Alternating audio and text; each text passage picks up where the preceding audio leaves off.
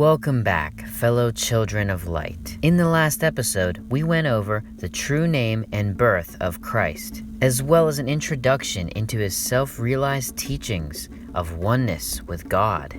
In this episode, we'll be covering the temptation of Christ, as well as the spiritual science of sin and liberation. Now, without any further delay, let us get into the true temptation of Christ. After studying in Egypt and India and realizing his truth and becoming self-realized, or what is known in Buddhism and Hinduism as attaining enlightenment, Yeshua set out to return to begin showing people the true way to God from within. But before beginning his teachings, he had to pass one final test from within, a true mastery of his mind and an embodiment of his soul. This is what is known as the temptation of Christ. You've probably heard the story of Yeshua being in the desert for 40 days and 40 nights, being tempted by Satan in all ways possible. The truth of this story is not a physical demonic entity appearing to Yeshua, but rather this encounter was a spiritual battle from within between Yeshua's ego and his soul. You see, truly, God and Satan are both within each of us. We can become an angel or a demon, depending on which master we serve. If we serve the ego mind, which is that of material pleasure, and are slaves to our emotions, we will be lost in an oblivious slumber. Or we can serve the soul, that which is our true self, that self that always was and always will be, the part of you which is God. This is a difficult yet vital stage on the path to oneness with God.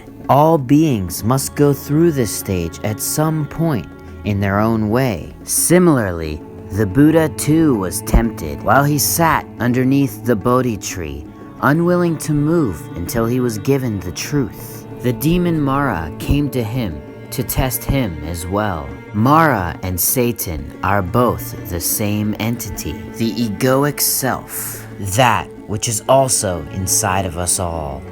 Once you go through an awakening of this magnitude, your ego will begin to tempt you, because the ego will always fight for control, whereas the soul has transcended beyond the ideals of control and is simply in tune with the cosmic light of the universe. The ways of temptation bestowed by the ego are known in Yeshua's teachings as the 7 deadly sins, these being envy, greed, sloth, lust, gluttony, pride, and wrath. These sins are said to ensure a clear path to hell. This is the truth, but not in the way modern Christianity has hell depicted. Let us take yet another look at the Buddha. Buddha realized that we are in a cycle of suffering in which we continue to reincarnate over and over again until we break the cycle and reach nirvana, or oneness with the universe, free from suffering and sin. This too is what Yeshua realized. It is known that Yeshua opened the gates of heaven, but this is metaphorical for Yeshua breaking the cycle of reincarnation through self-realization of oneness with God. He opened the gates for his followers by giving them a clear path to realization themselves. In the Gospel of Thomas, which modern Christianity considers heresy, Yeshua says to Thomas, "Watch and pray that you may not be born in the flesh, but that you may leave the bitter bondage of this life." In other words, pray that you are not reborn on earth, that you may return to higher realms. He taught the importance of living through the soul, or your inner Christ, and not through the ego with all of its sins. The sins he speaks about are all the ways Satan or the ego will tempt you and force you into materialistic and bodily desires. Now that we are aware of the actuality of sin and materialism, we can better understand Galatians 5:24. Those who belong to Christ have crucified the flesh with its passions and desires. As well as when Yeshua said, "If anyone wants to follow after me, let him deny himself, take up his cross, and follow me." What he is referencing is ego death, the denial of the material pleasures of the flesh, crucifying the temptations of the ego, and embracing the union with Source.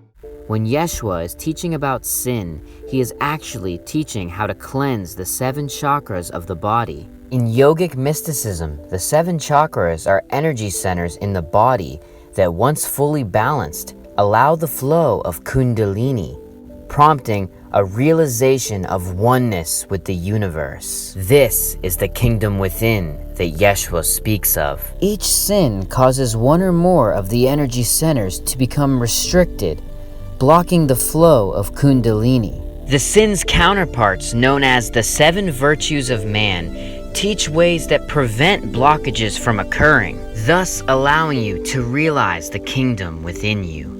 The 7 graces are what is gained when Kundalini is flowing fully. Before going through which sins affect which chakras, we must first go through the 7 chakras and their functions.